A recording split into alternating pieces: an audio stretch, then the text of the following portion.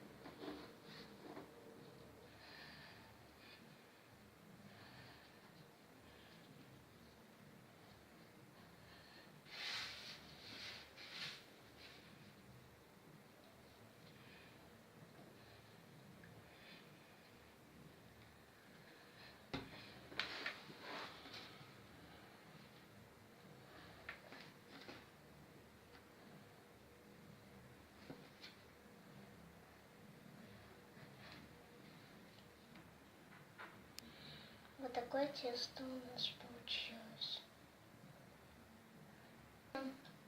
Всем пока. Подписывайтесь на канал Лера Королева.